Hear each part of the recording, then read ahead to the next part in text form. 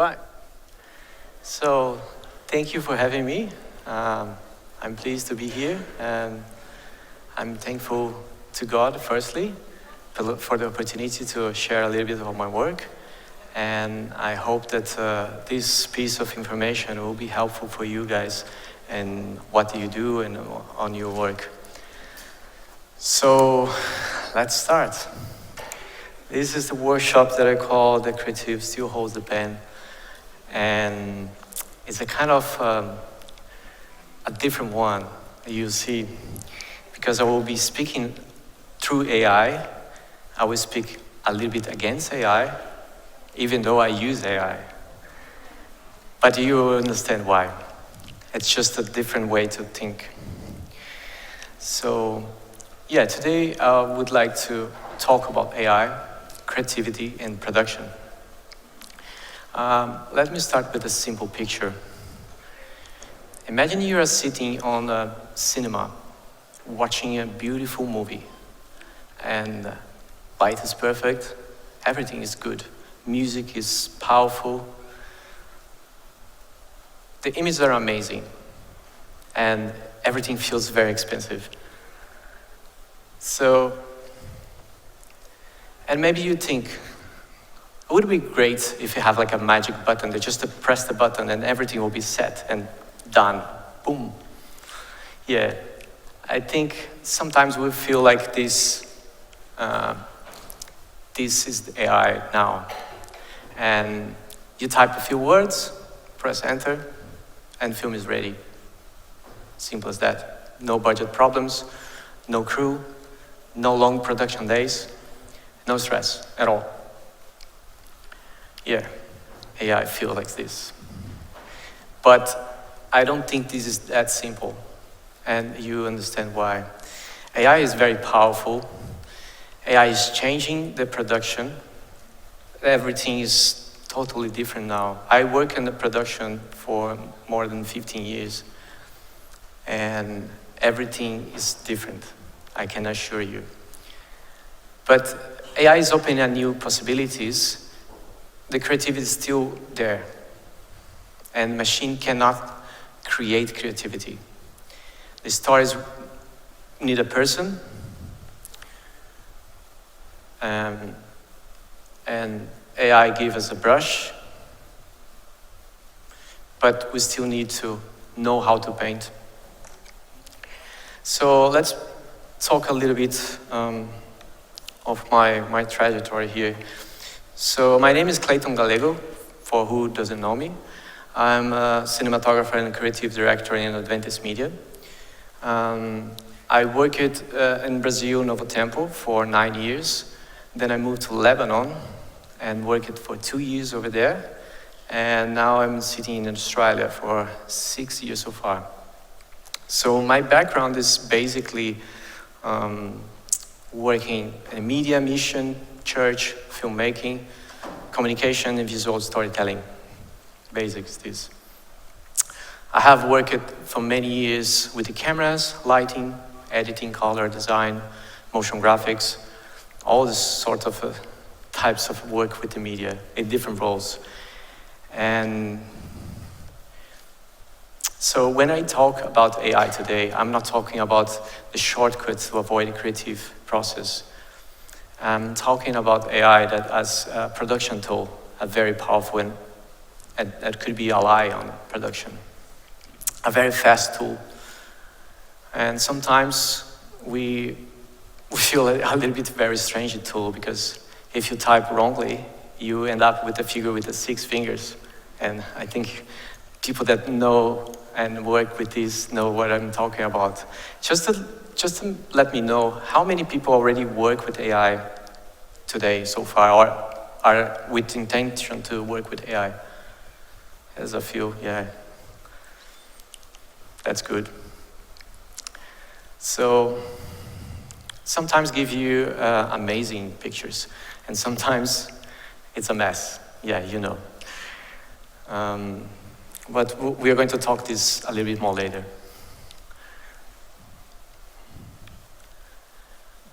AI changed everything that's possible today.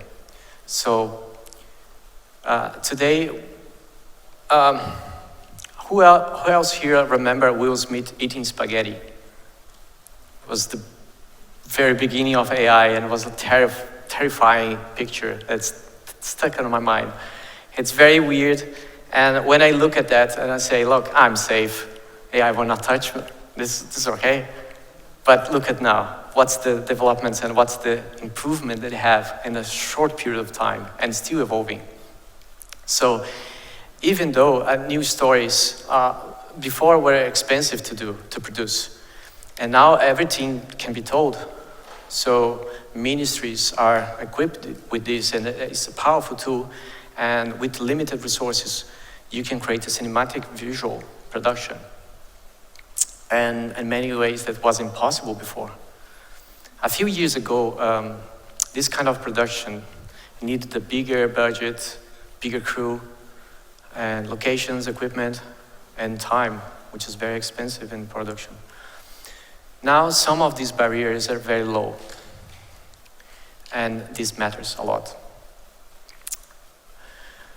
Because of many communicators already had vision, but they didn't have resources, and now they have ability to do. So a person on your room can produce a film, a piece of feature film, and this is very, very achievable. AI help us to start, right? Yeah, changing here and changing here, I'm kind of confused, but yeah. So the difference between the generated image and a crafted story, it's only you. So this is a powerful statement that I start with as a core argument, because now we always said everyone has access to all the tools and the same tools. Everyone is very cheap now at the moment to work with AI. But the difference between one work to another is only you and what you create as a luggage of knowledge. AI can create a beautiful image, a cinematic light. It's something that looks like a film, but beautiful film is not always intention. It needs emotion, it needs meaning. So I come across with a project not long time ago, like I said, for a short period of time, that I was in charge to produce some videos for SPD for Christ. And I'm a kind of early adopter of the technology or new tools, new ways to produce videos. And I was looking, since Will Smith, I was looking to AI and to see how his developments are going, how was the process. I was trying some short videos, but very minimal, not a major project. So my boss, I've been talking with my boss, and I would like to thank John, because he's a very, a kind of guy that give incentive to do innovation. And this is a very important thing, because you go forward every time that you push the limits. And we had just some videos to produce. And the first of one was the opener for the series. Will be an event in Brisbane that we invite a lot of islands of South Pacific who attended South Pacific for us. There's one here. Yeah, there's a couple of people here. So the first concept was like a wildfire on the script that the crew as a team developed. And I was looking to this this concept, and I was thinking, okay, wildfire, it's a good concept, a good metaphor. But if you think about Australia has a bad meaning of wildfire, right? So I come across and I start arguing that, look, we might need to change this concept just for sake of a meaning and get a better meaning. And we discussed a little bit, and I changed on the concept of the burning bush, which is a clear symbol of a God inviting to the call. And this is where creativity can touch the technique and add not a layer of meaning. And on the brainstorm and all stuff, I always thinking about a million of things and making connections. And my brain is kind of a restless. It's odd. Sometimes it's a bless, sometimes it's a curse. But one of these connections led me to a hymn that my grandpa used to play piano, which is a Lift of Your Trumpet.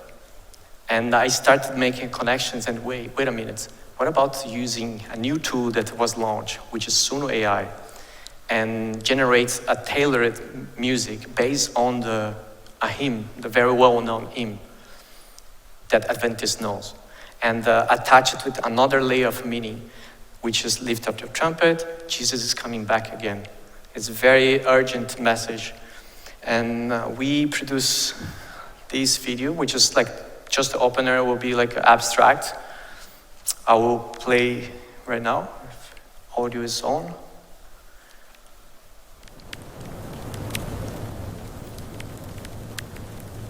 All it takes is a spark. Just one ember can ignite a flame. It just takes one person filled with the Holy Spirit to spark change. One word of truth, one act of love, one heart set on fire for Jesus. And it spreads like a wildfire, shaping everything in its path. Unstoppable, unquenchable, a wildfire of grace. It only takes one spark.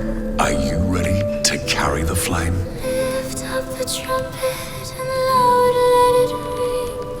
Jesus is coming again.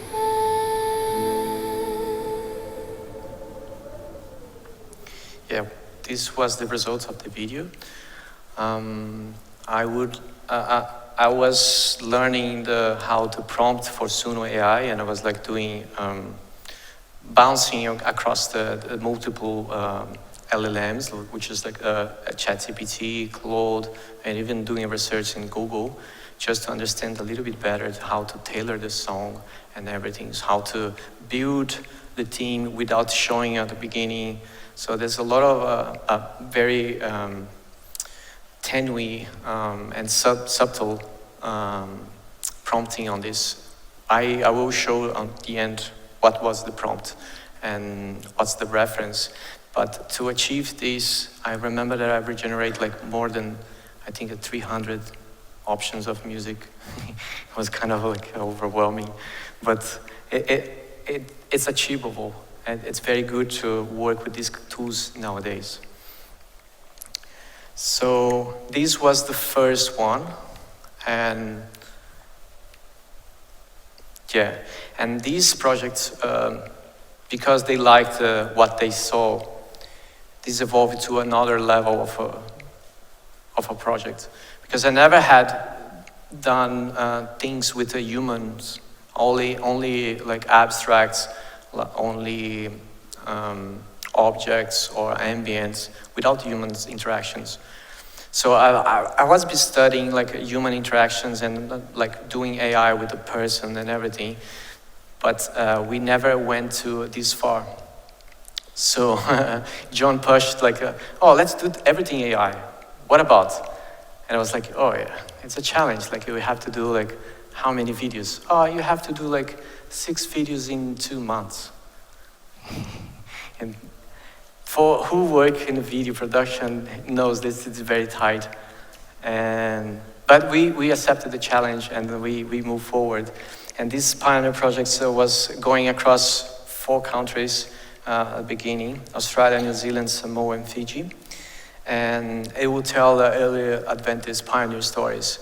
The only problem is we have no footage, a few photographs, and just the historical information. We didn't have the Hollywood budget. We didn't have like actors. We didn't have costume sets, locations, or a big crew. The AI become the main visual tool for this one. So it was a quite interesting journey. And people who across oceans, people that entered to unknown places. It's very interesting. And again, like I put like AI gives us a brush, but we still have to know how to paint. Visually was very difficult, but how do we know and produce a film that doesn't have even the world? Because it's far beyond back. It's like a 1909, 1908. So we had to establish our work in the different set, which these come across that the skill sets take out of the comfort and common ground. So based on knowledge, previous knowledge of filmmaking and video production, we still have some tools that we can use through AI. So on the normal production, we'll take, for example, research, like a mood board, all this stuff to do step by step in order to create a very organized production. And that's what we did. We did something similar to this. And we need to connect with the audience. So I come across with this thing, which I call the creative stack. So all these skills, they help me because I had a previous luggage.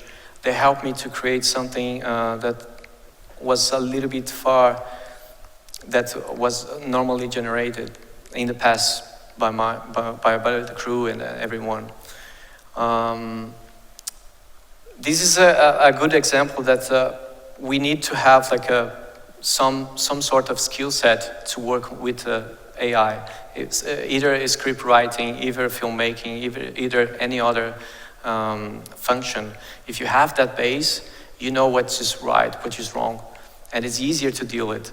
So if you have intent to work with AI, I strongly suggest to look into these skills, and probably you already have some, and focus in what will be like the weaker one and just study. And there's a tons of contents on YouTube today, and you can learn very easily. It's very, very fast to acquire this. And that's why, because the tools change every 6 months or even less. When I was trying to do the project, I started with the tool in one way, and when I finished, the tool has already changed, and now it's totally different. Now I have a C-Dream, it's different tool and different achievable. Like, this AI stuff is very, very fast and crazy. So that's why I think the base skill set is very required for this kind of a job. So if the AI is the same for everyone, the creative intelligence is the difference, because everyone has access to the same tools, and the standard is raising the bar. Everyone has access to a cinematic filmmaking, like everything very polished. But what makes the difference? You have to understand the nuances on this. So I will share a little bit of the workflow. And there are 5 stages, all human. So I will start with the one, which is story foundation. And this was a very particular case because we are going to tell a story that of real people that live in the past. They have their story, and we have to be respectful for what they are. We cannot pretend that we are creating something and that people will accept. We have to be very strict and real and truthful on this story. So we did base research on and did storytelling and script writing based on the truth story. And then we moved to a visual language and reference, which is englobes like the cinematography and design style and color theory. Then we moved to image generation. So on step 3, we sit on AI to do the proper job. Before was all research, just because of the nature of the project. And then we have moved to video generation, which is like the cinematography as well, like just a image in movement, the angles, camera movement, transitions. And the last stage, which is just editing, putting it all together, like baking a cake, and finish with the grade. So let's start with the story foundation. Research before everything. Before even opening AI, we spend a lot of time on the story to get the right story, to get who is this person, what they sacrifice, and what they believe strongly across the ocean floor. So I will be touching a little bit on these ones, on the storytelling one, and it will make sense. But for now, this is just a glimpse of a storytelling. So we have to tell the stories. We have to be connected with what they are. And they're all humans. They have imperfections. They have struggles like us. These kind of struggles identify ourselves and makes us believe even more with the character. So what I mean by that, like all the stuff that I show, it's based on research, and research is not the pre-production, but research is actually the production. So lots of parts, the half of a project was just research. So we're going to phase 2, which is building a visual library, which I think right now, from now on, we'll start to become more visual, and you're going to see the step by step and the process, what's going on, and what we did for achieve that level of result. So we had a period of photographs, historical paintings, mission portraits, and geographic and cultural references. And gathering all this library, you start creating creative authority, which is like you training your brain and training your eye to see and identify if that foliage is kind of actually that Papua New Guinea in that time. Because AI will say the general. If you ask to create, like, for example, a forest, you create a forest, but it will not be specific. If you want to be truthful and tell the story as it is, you have to think about details and all that stuff. And this is a kind of a visual reference that we gathered. So we have photos of the missionaries, the pioneers. We have photos of the customs of the missionaries on the field. We had people in Papua with the Aboriginal customs, the landscape. We have a Penny Tavoli there, that's another missionary. And as you can see, everything is reference. It's not only through AI, because sometimes we do use some elements to tell AI what they have to do and what they have to achieve, but it's just more to train your eye and understand this and know what's going on. So here's the funny part that will prove my point. If you do a generic prompting for AI, you give the very generic results. And sometimes it's quite surprising. And I gave a generic missionary description, not specific, because I didn't have the photo of the missionary at the beginning. And I got this. So Leonardo DiCaprio. So I call this the DiCaprio effect. It's every time that you are lazy on prompting, not research, don't do the homework, AI will try to, because they are based on a prediction, right? They are based on, they will try to predict the most likely face that should be there. And he understood that will be like a cinematic Hollywood Oscar nominee movie. It's not bad. As you can see, the quality is very good, but it's not what I wanted. It's not that the project requires.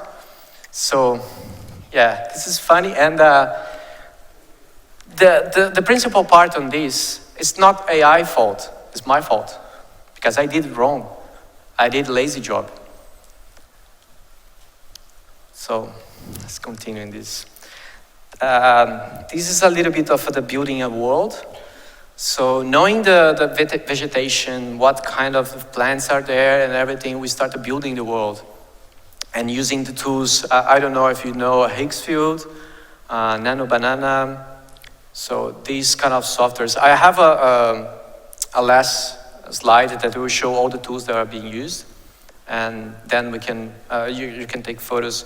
But basically, is locking the ambience, locking the characters, and locking all the aspects that will be continuing on the video, because we need a continuity. If you watch a video that has like a different actors all the time doing the same scene, you get lost in a couple of seconds. You don't understand what's going on. You get lost. And the AI has this crazy thing based on diffusion. If you not lock the character, the nose will be different on the other generation. The hand will be, the clothing will be, the size, the age. I don't know if you already tried to do any story with the characters, and it's very hard. This is one of the most difficult thing to do, is locking character. But based on the workload and this kind of process that we created, we can achieve this. So this is an example of a penny tavoli that we did there. This is the original photo, which is kind of a drawing. It's not even a photo. And we achieved this kind of result. And I will show these tools are using was ChatGPT, Nano Banana, Kriya, and Higgs field. So you have to know which is good, which is bad before anything. And this is the right process that I use. Firstly, we got the photo of the missionary, the historical archive. That's available on the SPD website. So we have this very sepia photo that has no much definition. So to do this, we create a system on Kriya that generates a cinematic portrait.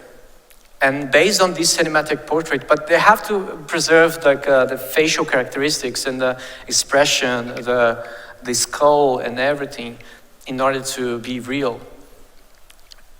Once you get the cinematic portrait, you start working on the character sheet, which is different angles and expressions and actions even. You build this, and then you can lock the character. So you have the right to lock the seed, which is called on AI, because every time the AI starts a new process, you start a new seed. It's like a drawing. It's like asking,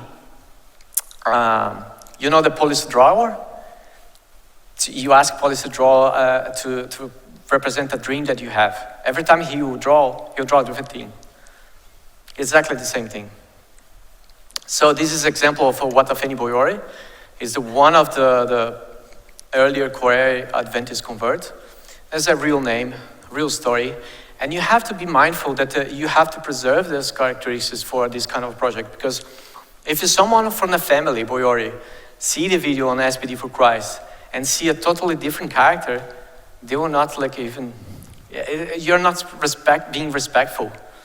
Right? You have to, AI has this kind of thing that I will touch, I think, a little bit more further, that we have to be careful with, how can I say? Because we can pretend to do something, we can lie with AI, and you have to be truthful as a church to not do this kind of thing. This project was special because it was telling a real story. So I was trying to lock as much I can to do as much truthful as possible.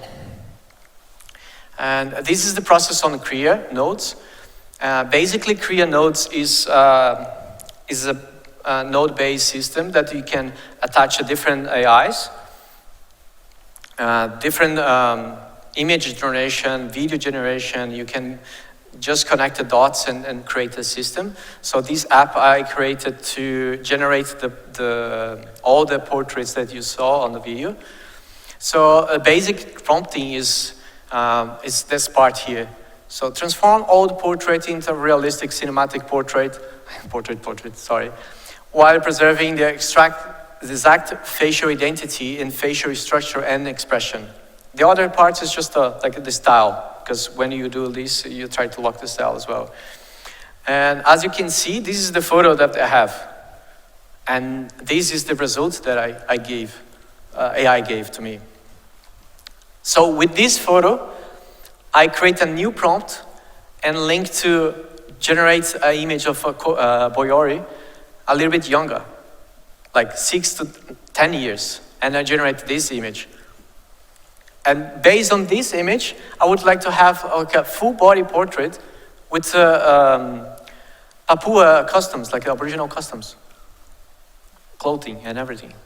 So I create a new prompt and a link here, and I generate. So this is the process of locking characters, clothing, and everything. It works basically the same as a normal video production.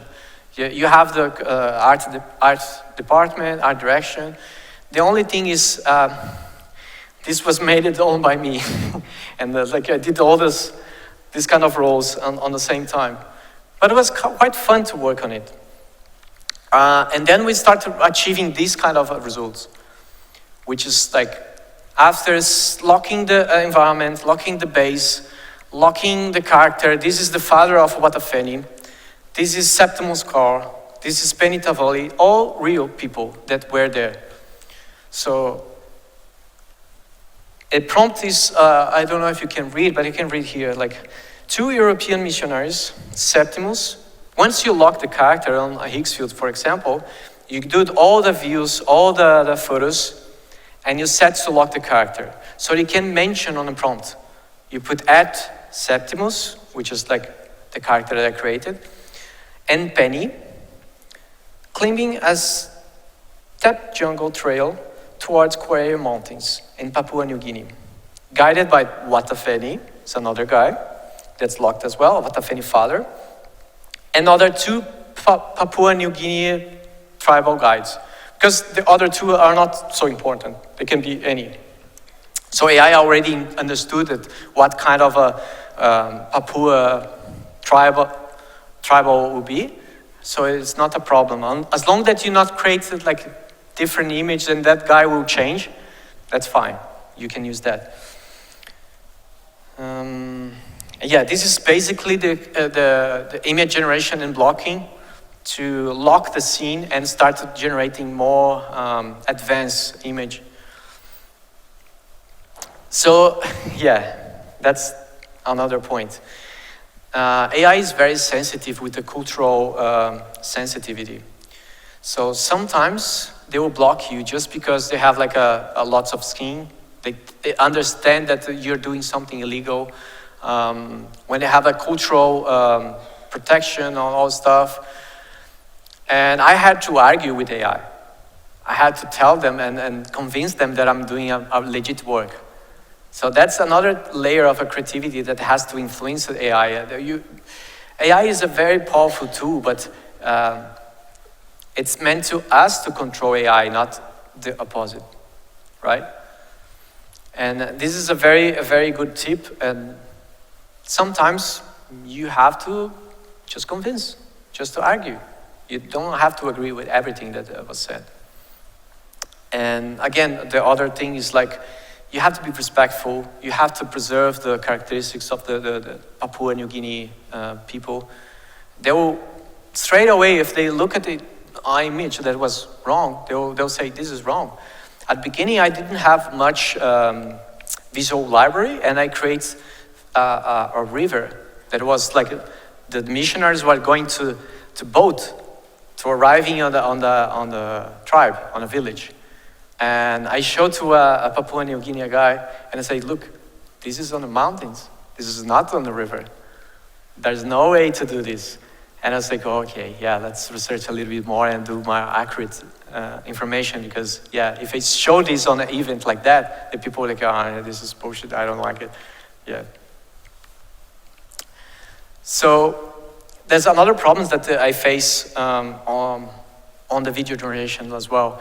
When I have like an interaction with the 2 human beings, touching the bodies, probably you saw like a fighting scenes and all stuff, or hugging and everything. There's something weird that AI cannot understand the connection, the human connection.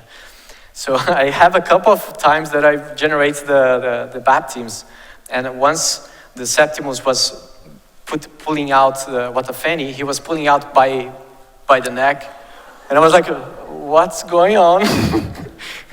It was very uncanny and very weird, but to solve this, you start doing prompting, like just to tailor a little bit, take one thing out, generate more. Sometimes it's just to do a couple of generations more, it will solve the problem.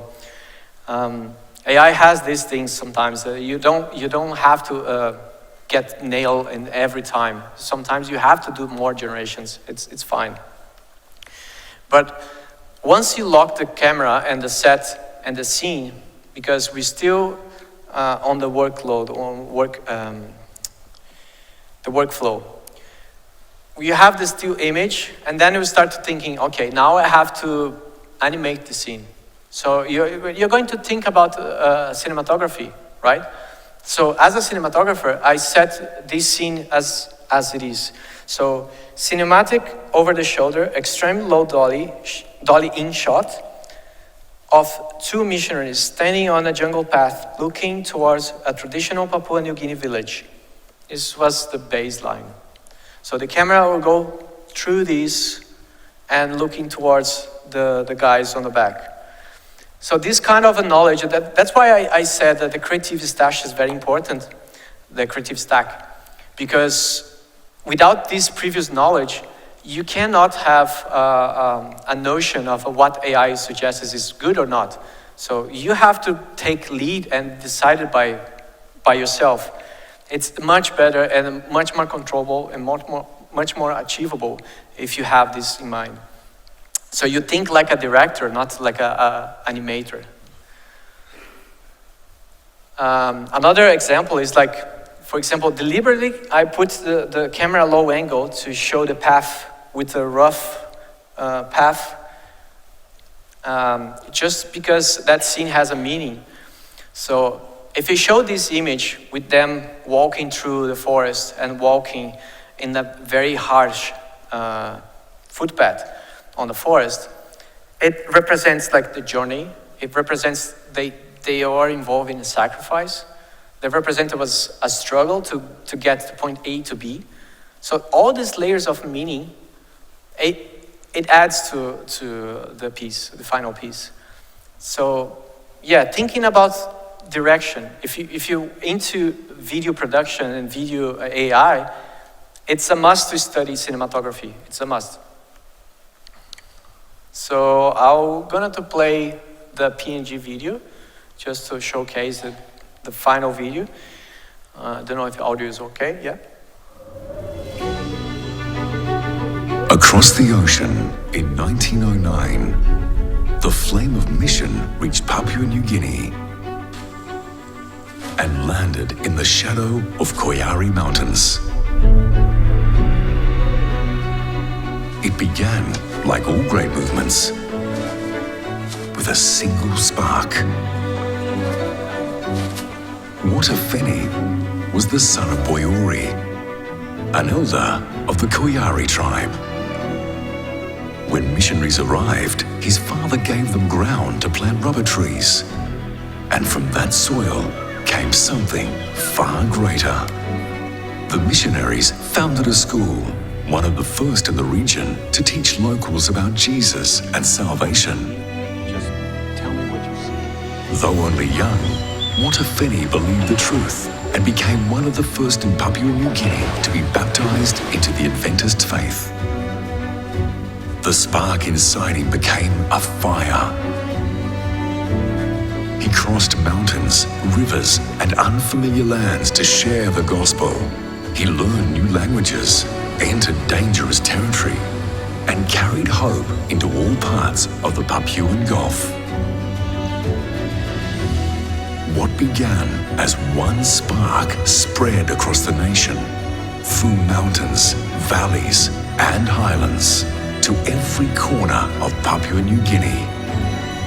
Today, through initiatives like PNG for Christ, the flame continues to blaze, bringing hundreds of thousands to faith, The fire has never burned brighter. The flame continues to burn. The question remains, will you help carry the flame?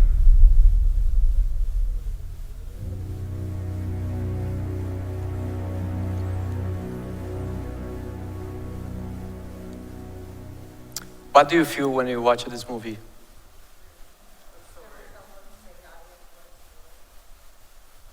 But on the feeling side, what do you feel? You feel inspired? That's the goal. That's the goal. And I think we reach a very good level of inspiration on this event because a lot of people respond to the call, and this is the work of God. This is the goal. This is the main goal. It's not to do like a nice video. It's to do the kingdom's work. So the trailer, I would like to show the trailer as well, because the trailer show a little bit of the other videos as well. I cannot pass all the videos because we don't have time. But the trailer shows a little bit of snippets of other that we generated. It's all real people, all missionaries, all people that came across to different places, distant places to do their work with the tools that they have. So it's to have this now. So we have to thank to these guys because the church is established in South Pacific. From our origins as a church, the Adventist movement has been carried along by the Spirit of God, Pay attention to the music. igniting passion in the hearts of people willing to answer the call to follow Him. From all parts of the South Pacific, individuals have been answering this call and transforming communities and regions to become the massive movement we know today. Jesus is coming again. But millions remain in our villages, towns and cities who still have not been reached, who still do not know the love of Jesus. Coming in glory to the Lamb that was slain. Jesus is coming again. It is our turn to carry the torch of mission to our families, communities, networks, workplaces, schools, and cities. Will you answer the call? Tempests and whirlwinds, the anthem prolong. Jesus is coming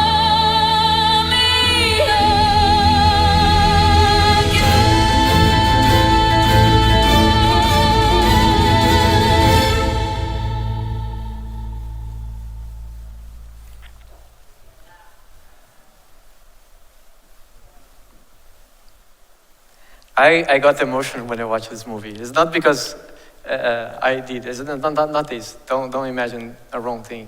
It's because of the message. Because what these guys did. And every time that I watch it, I got more inspired to do like something great.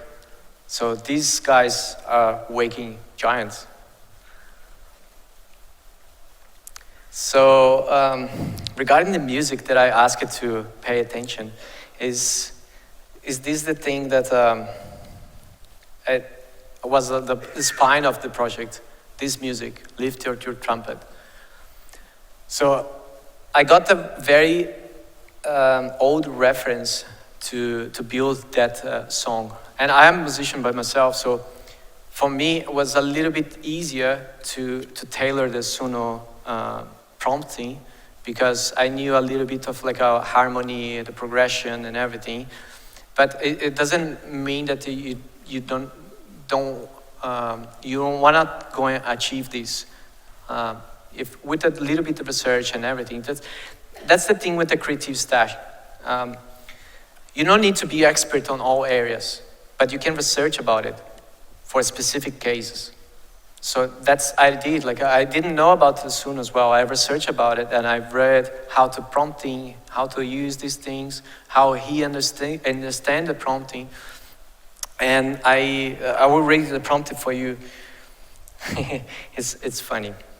So, epic historical cinematic film score inspired by the Gladiator soundtrack. Orchestral with writing sweeping violins, expressive cello, powerful cinematic percussion. The harmony is based on a classic hymn and progression 1, 4. Oh, sorry. I was reading here. Oh, come on, go back. 1, 4, 5, 1. So if you're a musician, you know what that means. And uses as a harmonic foundation of the composition, suspenseful and atmospheric opening with sparse strings, evolving harmony and slowly building emotional tension.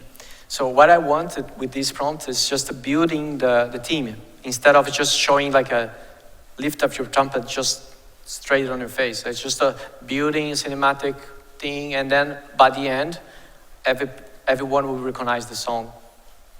So yeah, the song has to carry two things: historical authenticity and a contemporary emotional power. We start with a hymn, deeply embedded in Adventist heritage, familiar to the audience. And this added a new layer of meaning.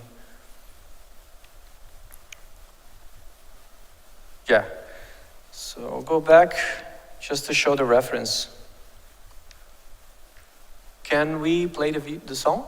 On this one? Not this one, this.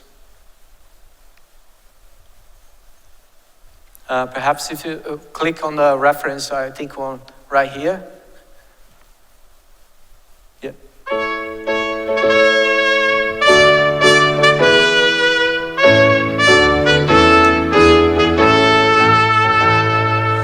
Lift up the trumpet and loud let it ring. This was the reference. Jesus is coming again. And this is the result. I didn't include the whole song sang it, but this is the full one.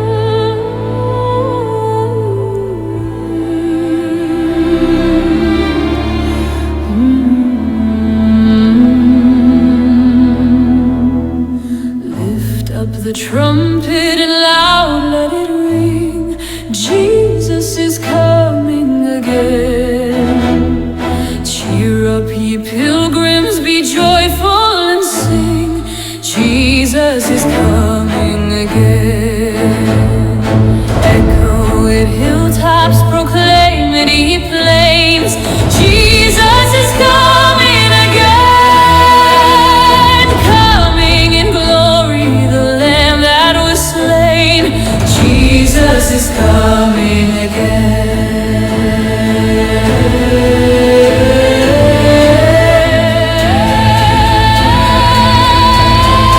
Prince of Earth, and the vast wandering throne.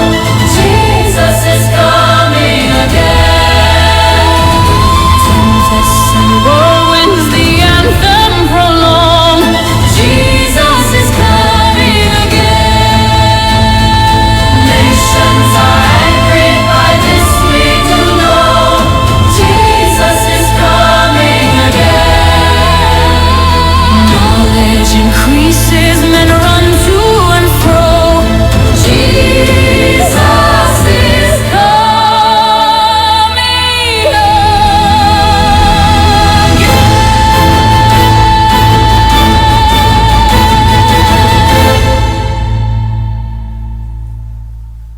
It makes you feel something, right?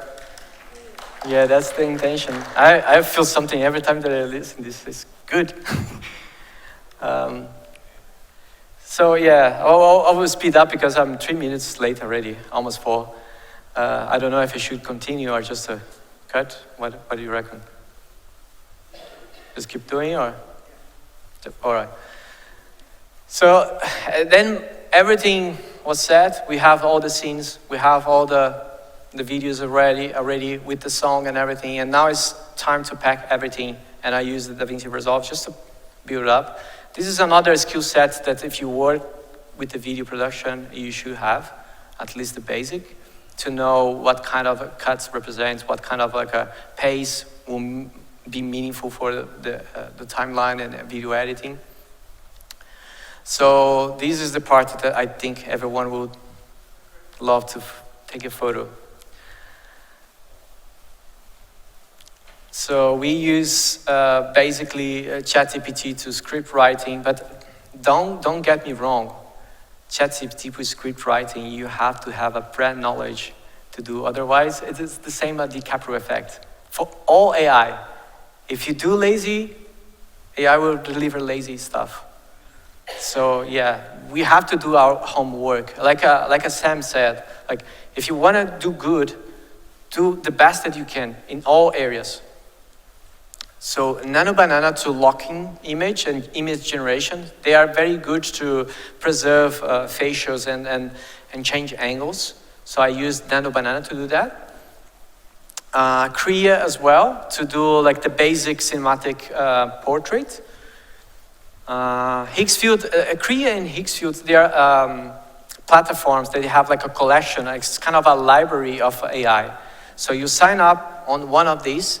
You have like Kling, you have Banana Banana, you have ChatGPT, you have all the tools embedded on one side. The only difference, Krea has the node base that Higgsfield doesn't have, and Higgsfield has a Cinema Studio, which is I use a lot on this video, and Krea doesn't have. So each one is based on subscription, sorry. So 11 Labs is, I didn't show here, but 11 Labs, you can train your voice. If you do a lot of work podcasting stuff, you can train your voice and just type and you reproduce exactly the same on your type of speaking and all the pauses. You replicate you. So it's very good, and you can do voiceovers as well. I don't know about Maori language, probably is more harder. Usually it's good for Americans, but even Australia is a little bit meh. Magnific is a very good tool, and this is an interesting one because AI tends to produce everything very polished, like skin tones, and when you generate the portrait, sometimes it's very plasticky, like it seems like a porcelain. And Magnific, it's a very expensive tool, but you add imperfections on the skin. You add realism, because when you see as a human, you would like to see a mirror, right? And we are imperfect. So if you have something perfect, very, very like tailored and like polished, our human brain tends to reject this straight away. They call it uncanny valley. So have you seen any other AI video that you look at, it seems real, everything is nice, but there's something off, that you identify that this is not, there's something off. It's this uncanny valley. Suno for music production, and they have like a Suno studio that you can, once you create the song track like that, you can generate stems, which is like each layer for each instrument, and then you can, that's why I use that track without the lady singing all the time, because I have over voice on top. And Artlist, you can do the same thing as 11 Labs now, because they have the same models, and you can do voiceover. They have some sound effects, and it's a very good music stock as well. So all the softwares used on this project was Photoshop, Illustrator, After Effects, Suno Studio, DaVinci Resolve, and Google. Google is not a software, but I use it as a research. There's a lot of research on this, as you said on the beginning of the meeting. Well, I don't think AI will replace us, to be honest, to be very honest. Most of the people think, oh, AI will replace all the creative jobs. I don't believe that. I believe that God created us to be creative and use the creativity in their behalf to the kingdom. And the question is wrong if AI will replace us. AI will replace who use AI to produce content? Probably. No. The creatives who use AI will replace who don't? Yeah, probably. Because it's a tool that we have to learn how to use it. It's a tool available for everyone. And if you are in media communication, you know how to use. It's mandatory. So yeah, think about the story that you want to tell. Only you can tell. The tools are here, the barriers are low. And yeah, the creative still holds the pen. Thank you very much.